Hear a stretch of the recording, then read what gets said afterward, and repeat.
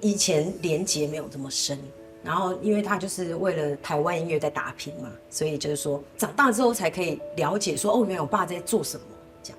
那回想到以前，我又想到，就是以前我很喜欢张雨生，那是我唯一请我爸爸去请歌星签名的一张签名。然后，所以那时候我爸爸帮张雨生录了专辑，所以他就是拿回来给我的时候，我非常开心。但是我应该是说，就是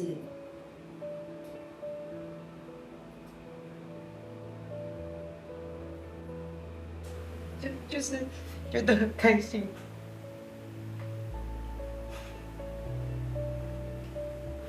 很感动。就是说，很少讲这些话，很少跟我爸爸讲这些话。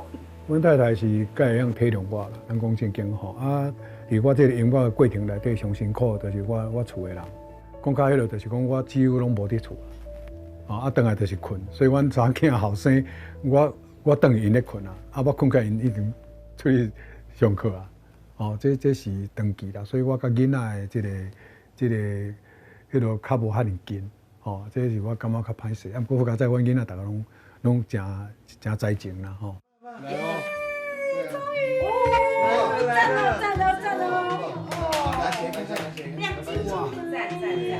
哎，还有手套哦，你要戴手套。哇！来，我帮你弄。好，来。哇，等好久。等一下。来，那出安是不是？我摕一个，啊，剩的互恁摕。来，耶！好，开始。帅哦！所以黄老师一准是号称是全台湾录音最多的鼓手。老师使命感较重。我感觉台湾的流行音乐界哦，不只是流行音乐界，包括台湾的爵士音乐，老师都是当一个带头的，然后一直守住这个大环境啊。我觉得老师很伟大，绝对值得崇拜的。较早同辈叫小黄，所以伊讲好，小黄是台湾歌王，迄阵较几岁呢？20-30岁呢，个被称鼓王，到现在拢无变。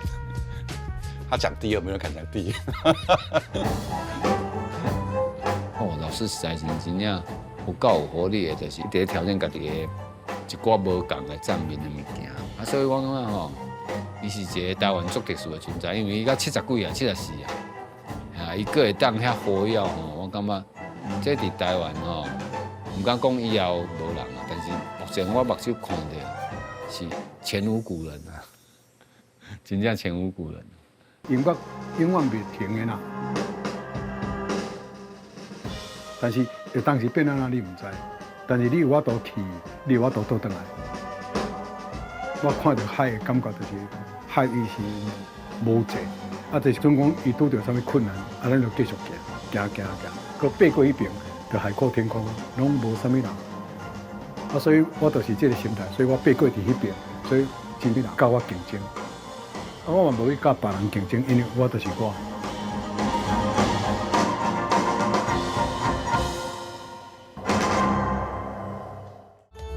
心松梦，心的迄一天，期待的希望，欢乐每一天。老先来家。